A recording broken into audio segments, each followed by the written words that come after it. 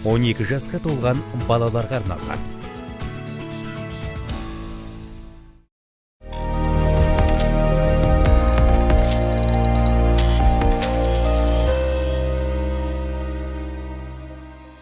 Армысыздар, эфирде бір күн бағдарламасы және оның жүргізушісі мен Жібек Жұматілағызы. Бүгін біз Жамбыл облысының көзі көрмейтін және әлсіз көретін азаматтардың кітапханасына келіп тұрмыз. Осы кітапханада жұмыс жасайтын мамандармен танысатын боламыз. Жұмыс барысын білетін боламыз. Арнамыздан алыстамаңыздар.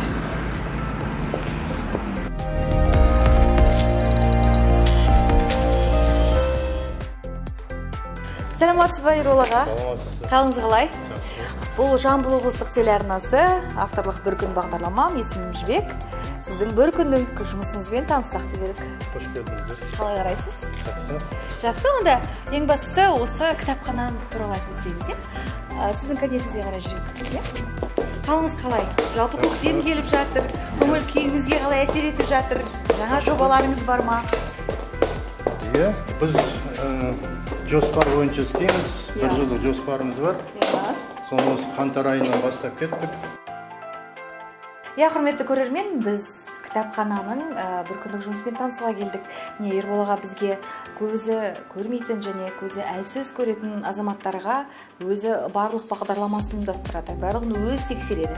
Бізге осы жайында қазір Ербол ағамыз айтып береді. Ербол аға? Осы кітапты шығару өзіңізге қиын емес па? Енді басында қиын болған. Басында көп нәрсені білген жоқ. Бұны әти арнайы оқытатын жер жоқ. Соны бір рет Алматыға барып келіп, Шымкентке барып келіп, сөйді көргенімізді, көшерге алып келіп, үйренгенімізді. Сөйтіп, ақырын жұмыс бастадық. Енді біздің шығаратын кітаптарымыз әртүрлі тақырыпта. Бұл бірінші президенттің жолдауы жыл сайынғы. Одан кейін бір ел, бір кітап республикалық акция бойынша шығарылатын кітаптар. Одан кейін әдістемелік құралдар. Және осы Жамбыл облысының ақын жазушылардың мерейтойына арнап біздің өңірдің мақтанышы деген бағдарламамыз барды. Сол бағдарлама бойынша солардың шығармаларын жыл сайын шығарып тұрамыз. Өте тамаша. Алайда осы бір кітапты жазу үшін қанша уақытыңыз кетеді? Дайындау үшін? Енді бір айдай уақыт кетеді. Бұны бірінші, егер электронды нұсқасы жоқ болса, жайпақ баспалы кітапты алып, сканерден өткізіп, Wordқа лақтырып береді маған. Мен соны компьютермен тексеріп, қателерін алып, дайын болған соң, мына жерде Dagsbury 1204 арнайы нүктелі беделі қарпіне аударатын бағдарламамыз бар. Соған кіргізіп, сонымен Braille жүйесіне аударамын да. Сөйтіп Braille жүйесіне аударған соң, кітаптың беттерінің номерін қоямын. Сол оң жағында тақ сандары оң жағында тұрады да, жүп сандары сол жағында. Осыны бір парақтың, мысалы, бір, екі деймді, бір парақтың принтермен шығарып тұрам. Негізі осындай Braille жүйесімен кітап шығару, мысалы, өте үлкен пайда тиіп жатыр ғой, қазіргі кішкентай балалар бар, өте игі іс жасап жатырсыз. Осы жұмыспен айналысқаныңызға қанша уақыт болды? Енді мен бұл жұмыспен айналысқаныма 2008 жылдан бері 13 жыл болды ғой. Бірінші ақпан күні жұмысқа кіргем. Басында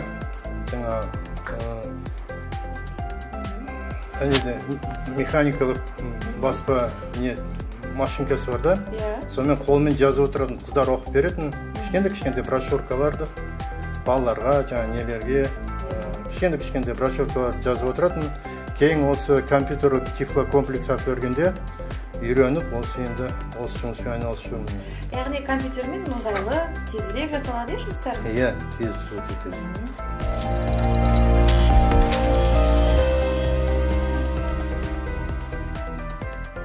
Енді осы кітапхананың жұмысы бойынша кішкене тоқталып өтсеңіз, кітапханаға келетін оқырмандар барлығы риза шығар осындай кітап шығарып жатқаныңызға, кішкене білім нәрімен сусындатып жатқаныңызға. Иә, риза. Осы уақытқа дейін, биыл 2021-ге дейін, мен бізде кітапханада 2 үйірме бар. Иә. Брайлист үйірмесі, ол нүктелі беделі қарпіне жазып оқу үйретеміз да әдісін. И және зағип және компьютер бар, үйірмесі бар. Сол үйірмеде жаңадан осы көз жанарынан айырылған адамдар келеді да бізге, солармен психологиялық әңгімелесіп, өзімізге тартып, кішкене көңілін көтеріп, кейін осындай бізде үйірме бар, қатыс, үйреніп кейін өзің жұмыс табасың, жұмыс істеуге не алады деп.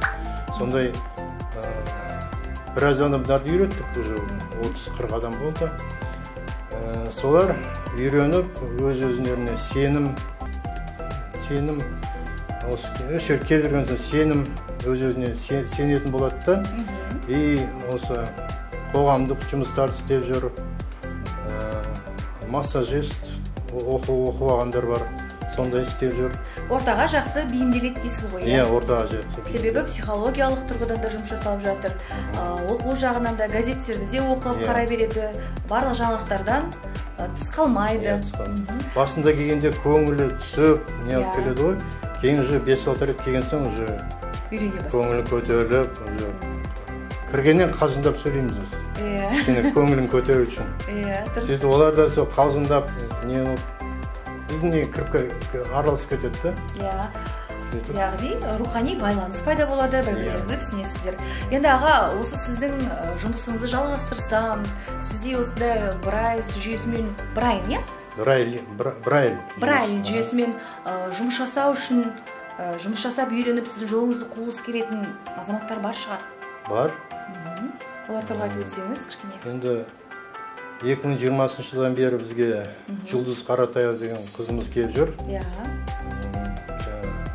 Брайль үйренді, одан кейін компьютер үйреніп. Содан кейін осы 2022 жартысынан уже жұмысқа алды да, уақытша андай испытательный срок дейді ғой. Сондай мен алды. Қазір енді қасымда істеп жатыр, соған ақырын үйретіп жатыр бәрін. Жаңа уже үйірмелердің жұмысын сол қызымыз жүргізіп жатыр. Мен тек қана осы кітаппен айналысып отырмын. Өте жақсы. Яғни шәкірттеріңізде болашақ сізде кітап шығаратын азаматшалар бар дейміз, иә? Енді осы кітапханада бағана байқап қалдық, тоғызқұмалақ ойнап отыр, шахмат, шашка қойылып қойған. Ол ойындарды да жақсы ойнап, спорттық жарыстарға қатысып жатқандар да бар шығар. Иә, бар. Сол жаңадан келіп жүргенде біз жаңағы сондай үлкен жетістіктерге жеткен адамдарды үлгі қылып не қыламыз да. Сондай оқырмандарымыздың бірі Сертеков Бернар деген жігіт. 2016-та келіп жүрді. Сол кезде жаңағы Бразилияда паралимпиада болды ғой. Осы біздің Жамбыл облысының жүзушісі Зульфия Габидуллина бірінші орын алды ғой. Сол кезде сол жігіт сұраған, менде осындай жүзуге қатыссам болады ма деп. Сол қатыс барып, жаңа мекен жайын айттық та, сөйтіп барып спорт комитетке барып не жазып қойсаң, өзің барып қатысып жүрсең. Енді сол 2016-тан бері қатысып жүр. Қазір енді ол шетелге шығып жатқан жоқ пока. Республикада, Спартакиада 3-4 орынға жетістіктері сондай. Сонымен қатар жаңа шахмат, шашка, дойбы ойнайтындар бар. Өнерден де кенде емес деп естіп жатырмыз. Ән айтатындар, өлең шығаратын. Иә, бұл кітапхана тек қана білім, жаңа мәдениет орталығы емес, және де жаңа алдында айтып өттім ғой, оңалту, бейімдеу орталығы, және демалыс орны, осы жерге бос уақытта келіп, жаңа өлең айтып, бір-бірінен өлең үйреніп, мынаны қалай айтсақ, мынаны осы айтсақ деп сөйтіп іс-шараларда өздері өлең айтып жақсы неғып жатыр. Ал енді осындай бейімдеу орталығы әрі кітапхананы басқару үшін қандай болу керек? Өз ісін жақсы сүю керек иә. шын жүректен. Жақсы. Енді осы аға барлық осы халық Қазақстанның жас өспірімдеріне өзінің айтар тілегіңіз бар ма? Болашақта қандай азамат болсын? Мысалы, сіз өзіңіз оқырмандарыңыз биіктен көрген қалайсыз? Өзіңіздің бір ақжарма тілегіңізбен бөлісесіз. Иә, адам деген жас болсын, орта жаста болсын,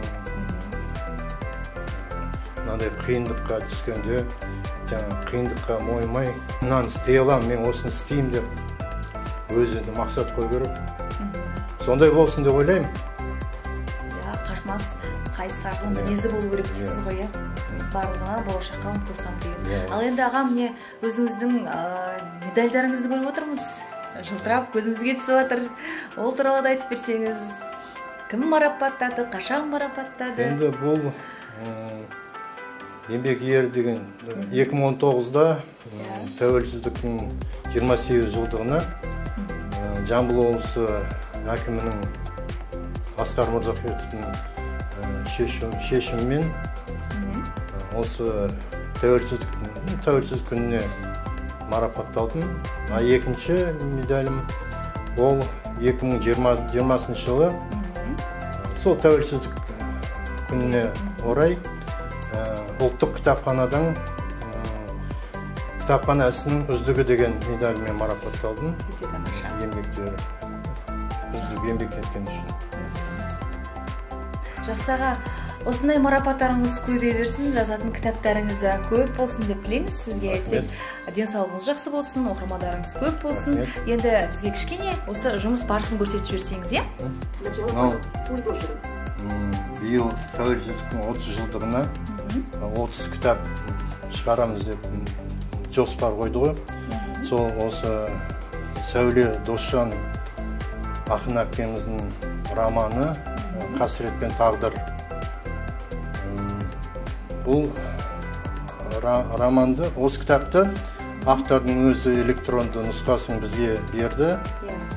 Соны компьютерге енгізіп, бұл мынау брайль жүйесіне аударған нұсқамыз ғой. Оны А4 форматта жаңағы бір кітаптың бетінде 27 қатар 30 символдан тұрады. Осы форматпен жұмыс істейміз. Мысалы, енді мына бірінші, екінші парақты шығарып көрсетейін. Неміз бар. Ctrl Е устройство печатать печатать страницы в радиоокна, печатать страницы номер брайка, печатать страницу файл, кітаптың бетінің номерін қоямыз да, бір. Опыт момента. Соули 5.dms брайлевский документ.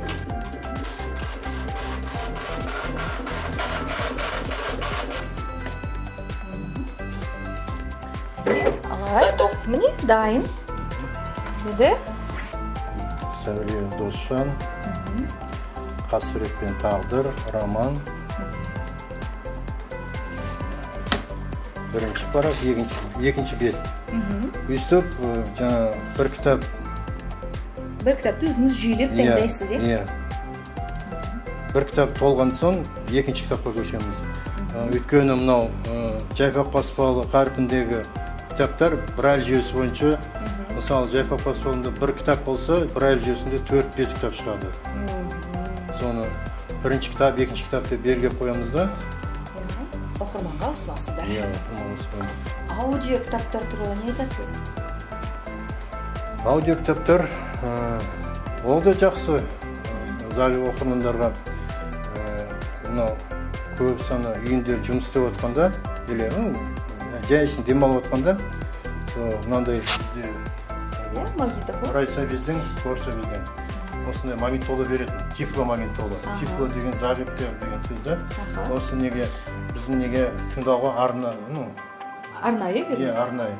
Ондай нелер, қосымша нелер қосып қойған. Соны несі бар, диск тыңдайтын бар. Астында бұрын мынандай 4 бұрышты кассеталар болушы еді ғой. Сондай бар.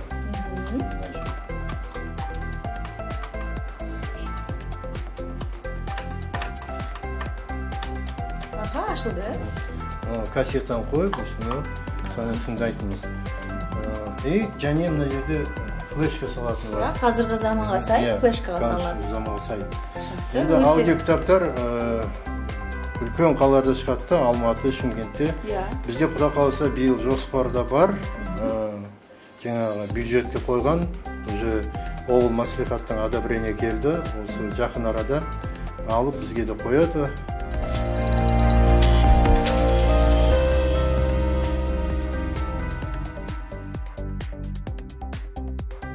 Жаңа ғана өзіңіз танысып өттіңіз, біздің осы бір кітаптарды жарыққа шығарушы Зағип оқырмандардың барлық жағдайын жасаушы Ербол ағамызбен және біздің осы Жамбыл облыстық көз көрмейтін және әлсіз көретін азаматтар кітапханасы тарихын сонау 1959 жылдан бастайды.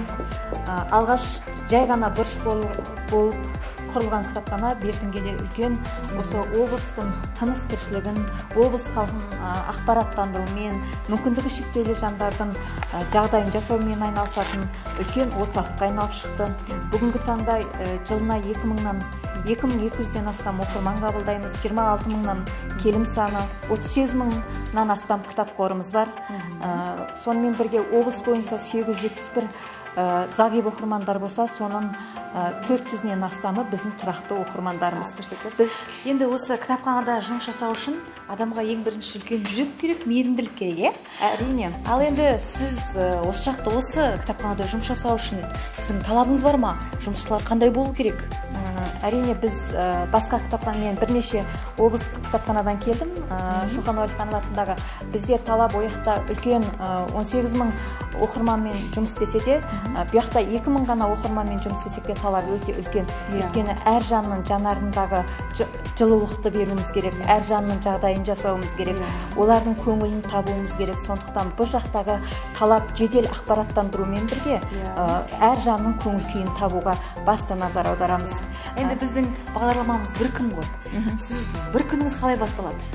Бір күніміз біздің өте қызықты басталады. Әрине кітапханашы деген күндегі ақпараттандырудан қалмайтын, күнделікті жаңалықты халыққа тығыз жеткізетін орталық. Өздеріңіз сияқтымыз, сіздер телеарна болса, біз күнделікті әлеуметтік желі оқырмандарды таныстырып, сонымен бірге азанғы бір күніміз, азаннан бастап өзіміздің қарамағымыздағы қызметкерлерді шақырып, бір күндік жұмыстарымызды пысықтап, жаңа тапсырмаларды беріп, сонымен бірге осы бізде жыл сайын келетін, күн сайын келетін кітаптар бар. Негізі ол жыл сайын келеді, сол 90-90-на келеді. Соның күнделікті қыздарға библиографиялық шолуды ұсынамыз. Мен қарап отырмыз, сонымен қатар 9 молақ, шашк, осылардың барлығында ұйымдастырып өздеріңіз әр адамға ерекше көңіл аударасыздар. Біздің шахматтар басқа шахматтардан қарағанда ерекше, өйткені өздеріңіз көріп отырсыздар. Міне біздің ағалар келіп күнде шахмат ойнайды. Оның бұл зағип кісілерге арналған шахматтар. Арнайы бізде бұның арнайы үйірмесі бар. Осы міне Қазақ соқырлар қоғамдығы бізбен көрші тұрады. Сол кісілер келіп осында үйірмесін ұйымдастырып, осы біздің зағип жас балаларымызға кішкентайынан шахматты үйретіп шығады. Яғни олардың ойлау жүйесінің бірден бір дамуына біздің осы әріптестеріміздің көмегі өте тамаша. Ал енді аға, сізге бір сұрақ қойсам, қарсы емессіз ба? Қалыңыз қалай? Жақсы. Осындай шахмат ойнап, осындай көңіліңізді басқа жаққа аулап, балалармен жұмыс істеу сізге ұнайды ғой? Өте ұнайды. Осы кітапхананың жұмысы туралы не айта аласыз? Ол кітапханалар өте жақсы. Осы қандай жаңалық не болса, осы жерде жинап, жаңалықтарын бәрін таныстырып отырады.